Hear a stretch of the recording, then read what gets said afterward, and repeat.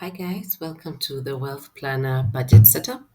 So, in terms of setting it up, you first need to put in all your income, the income you're expecting to receive in the year, the fixed expenses you expect to incur, the variable expenses you expect to incur, any investments you hope to make in the year, all the money that you think you might spend on giving and fund money or debt and savings, all that. And all these headings are actually customizable. So, in the event you don't have giving and fund money and you want to put something else, these are all you're able to change them. If you want to put in essential expenses versus non-essential, all those are customizable, so you can do that. So our budget is for the month of August. For this particular Miss C, her salary is 165,000. She's expecting per diem of 10K and income from her business of 5K. Then her rent is 35K, electricity is 4K, nanny is 15K, transport is 5K. Then she hopes to save 20K in her SACCO, pay 10K to her money market, and 10K to her emergency fund. She hopes to spend 25K on shopping, 10K on groceries, 5K on black tax, and 8K on miscellaneous. Then she also expects to spend fun money in terms of 15,000, and then 10K for giving and 3K for self-care. Then, other than that, we can see now she's actually in excess of her budget, so we need to tone it down a notch by maybe like 5K. So we're able to reduce maybe giving to 8K, shopping to maybe 23, 22 there, to just balance things out. So because the summary is telling us we're over budget. So maybe we reduce the fund money allocation for Kuji Nice to 14K, we reduced miscellaneous to 6K, and then our budget is now balanced in terms of we're at zero. If we had debt, we'd actually update it on the calendar, but we don't in this case. So now you begin tracking your transactions. The first one is, of course, your income, which is 165,000. Then she pays SACCO immediately. It's actually debited directly from her salary account, or rather her employer's account. Then she pays her rent for 35K.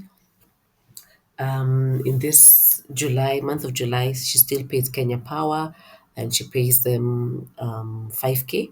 And actually, from this point going down, it should actually be August. This is a mistake. I should have actually selected August. But yeah, so she does go to Carrefour, buys some shopping for 15,000, then goes on to buy some groceries for 6,000. Then still the beginning of the month, she needs to pay her farm workers their salaries. So she sends money to them for around 7K. Then she needs to fuel her car, which she does, and puts in 6K as fuel. Then what does she do next? She sends some money for her emergency fund, and she's put in 10K for that based on the budget that she prepared. Then she needs to send her grandma some money, and she sends 3,000 to her. Then she's also needs to buy some equipment for the farm, and she buys it at 5,000 and records it. This is 7th July, is a Sunday. So she does go out and decides to take some yam chom, which she does, and she pays 3K. Then on a Monday, she finds out her water heater has blown and she needs to buy one from Tungsten at 3K. Then, but this is superficial. But yes, so skincare, she needs to buy moisturizer. So she goes to Bandari Beauty and buys moisturizer for 3,000. Then she also now gets to travel for work and receives per diem of 5,000, which then she needs to also um, buy some shopping for the house, and she spends 5K on that, and buys also some groceries, some fruits and veggies, and she uses 3K for that. So she can now check her budget and see which categories are under budget, which categories are over budget. So she also needs to pay the nanny 15,000, although in this case it's actually a housekeeper who comes in thrice a week. Then she also needs to pay she needs to check how she's getting along. So far, so good. The month is coming along well, and she still has 21,000 to spend. So she decides to send some more money to money market, and she sends 10K. And then next, she decides, let's buy. She maybe Uncle Bonnie calls her and asks her for some money, and she ends up sending him 3K. It was planned in terms of she knows usually there is some money that she's gonna pay in black tax. So she budgets for it, and she actually does manage to make the payment. So far, the budget is looking quite well. She's actually under budget, which is really good given that it's now 24th August.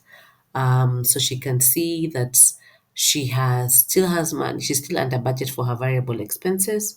So she's actually able to go to Carrefour and top up on some shopping, which she spends 4,500 on. Then she decides, let's go to KFC as well and treat ourselves. And she buys some chicken and chips for her and her friends and spends 1,800. Then she goes and gets some shoes, um, and she buys them for 2,800.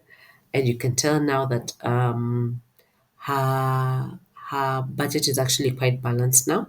The only thing that is she's left or is in excess is actually the 3,900. So she decides, because it's the end of the month and my other salary is coming in, let's put that in savings, which she does, or another in a high emergency fund. So things are looking really good. Her Although there are certain categories that are under budget, others are over budget, she still manages to balance it out in terms of all her income has been properly spent. And in fact, like, her savings and investments are actually well balanced.